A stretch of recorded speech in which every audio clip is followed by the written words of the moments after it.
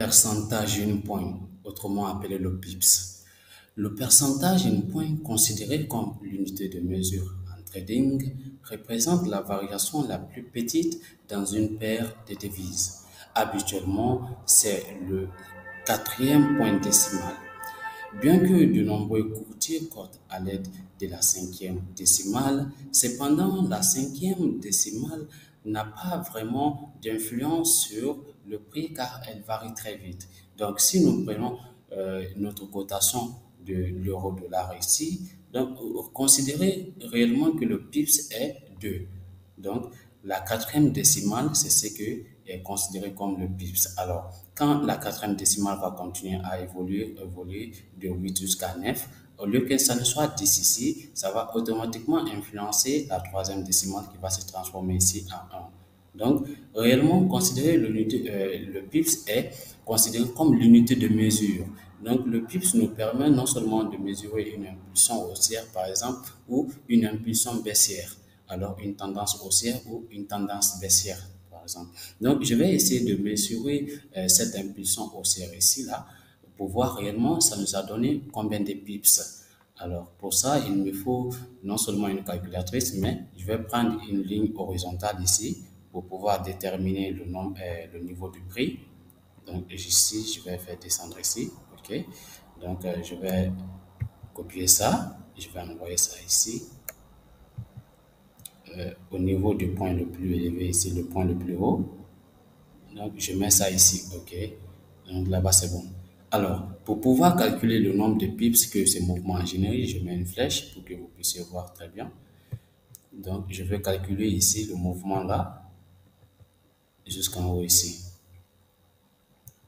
Alors, pour pouvoir calculer ces mouvements, il me faut non seulement, premièrement une calculatrice. Après aussi, on peut utiliser un outil qui est au niveau de la barre ici, qui peut nous permettre de avoir une information réelle du nombre de pips en temps réel. Alors, sans même utiliser la calculatrice. Mais premièrement, on va utiliser la calculatrice pour pouvoir déterminer le nombre de pips. Maintenant, pour pouvoir déterminer le nombre de pips, vous prenez le point le plus bas, la cotation du point le plus bas ici, vous soustrayez au niveau de la cotation du point le plus haut. Alors, que ce soit dans une tendance baissière ou dans une tendance haussière. Alors, quand nous prenons cette cotation ici, du point le plus haut ici, on a 1,1170. 1,1170. Moins, ici nous avons 1,0951. 1,0951. Alors, nous allons voir réellement, ça va nous donner combien en pips. Donc, cette impulsion a généré 229 pips. Les zéros qui sont devant, on ne les considère pas. Donc, ça nous a donné 219 pips. Je m'excuse, 219 pips. Alors, pour pouvoir encore calculer plus simplement, on va oublier les nombres qui sont ici avant la virgule. Donc, les nombres entiers là. On va oublier les nombres entiers, on va prendre simplement les nombres décimaux. Donc, quand nous prenons ici les 1170, on prend 1170, moins, maintenant, on enlève ici, on prend ici 951, moins 951, 951. Alors, vous voyez encore, nous avons encore trouvé le même nombre. Nous avons trouvé 219, si vous voyez. Donc, ici, la calculatrice, non seulement ça peut nous permettre de calculer le nombre de pips d'une impulsion haussière ou bien d'une impulsion baissière. Maintenant, quand nous sommes dans une tendance baissière, les 200, si c'était dans une tendance baissière, ça allait être ici moins. On allait avoir ici moins 219 pips, tout simplement, si nous sommes dans une impulsion baissière. Alors, après ça, nous avons l'outil qui est juste là, au niveau en dessus du point d'entrée. Alors, l'outil qui est juste là, ça nous permet de pouvoir mesurer une impulsion, non seulement la cotation, mais le nombre de pips aussi. Alors, je vais ici cliquer ici, la souris, après j'ai fait glisser la souris, ma main sur la souris, je m'excuse. Alors, je vais au niveau du point le plus haut ici. Vous voyez? Donc, on avait trouvé, OK. Donc, ici, on était ici. OK. Donc, vous devez voir que au niveau maintenant des nombres qui sont là, la cotation, c'est la cotation qui vient en première position. Nous avons la cotation de 1, nous, on a pris 1,11 72, est-ce que vous voyez? Donc, ce n'est pas réellement la cotation que nous avons pris là-bas. Donc, nous avons pris 1170, c'est ce que nous avons pris. Alors, après ça, c'était la cotation. Il y a 544 bars. Ce n'est pas ça aussi qui est le nombre de pips. Le nombre de pips ici est tout simplement, après les 544 bars là, il y a ici, ça évolue là. Donc, OK. Le prix évolue. Alors, maintenant, après, il y a une partie, il y a juste au milieu, il y a 219, si vous voyez. Donc, le quatrième chiffre n'est pas considéré. C'est parce que c'est le quatrième chiffre là qui est considéré au niveau de notre cotation comme la cinquième décimale.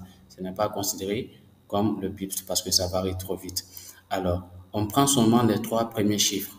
Quand nous prenons les trois premiers chiffres, nous avons ici 219 déjà.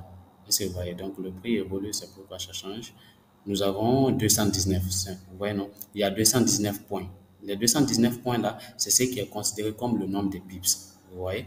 Donc, c'est comme ça on calcule le nombre de pips d'une impulsion, que ce soit haussière ou baissière. Maintenant, je vais calculer le nombre de pips de cette petite impulsion baissière là. Donc, je vais mettre comme ça. OK. Ici. Et je fais glisser. Et jusqu'ici, on va voir, on va mettre jusqu'ici. Alors, ça nous a donné combien selon vous? Ça nous a donné 73 points. Ça veut dire que cette petite impulsion baissière nous a donné 73 pips. Est-ce que vous voyez? Ça nous a donné 73 pips. Ça varie, donc ici, ça donne 76 pips. Donc, réellement, ces outils-là peuvent vous permettre de réellement calculer le nombre de pips. Maintenant, quand nous prenons les cotations au niveau des corrélations où il y a le yen japonais, ça change totalement. Je vais changer un peu l'arrière-plan pour que vous puissiez voir. OK, ici, c'est bon.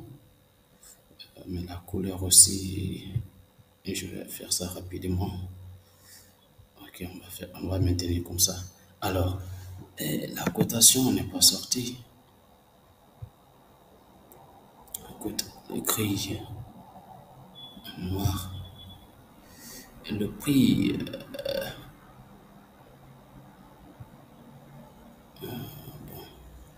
ici, OK. Le prix est sorti maintenant. Alors, maintenant, si nous regardons au niveau des cotations qui sont juste là, maintenant, la cotation, parmi les corrélations où il y a le yen japonais, vous allez voir que la cotation, on ne lit pas maintenant, la cotation ne sera pas au niveau de la cinquième décimale, de la quatrième décimale. Ça sera principalement au niveau de la deuxième décimale ici, du deuxième point décimal. Donc, ici, vous allez voir que ici le nombre de pips qui est juste là, je vais matérialiser ça. Je vais envoyer une ligne horizontale pour que vous puissiez voir.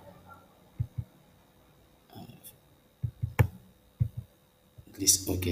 Maintenant, si on vient juste ici, le point haut ici, donc nous voyons que la cotation est de 149,276. Alors, pour connaître le nombre de pips ici, donc c'est le quatrième point, le deuxième point décimal qui est là. Le deuxième point décimal, c'est ce qui est 7. Alors, le pips est de 7. Est-ce que vous voyez? Donc, pour pouvoir calculer le nombre de pips par rapport à une corrélation où le yen japonais existe, alors vous devez savoir que c'est le deuxième point après la virgule. Est-ce que vous voyez? La deuxième décimale.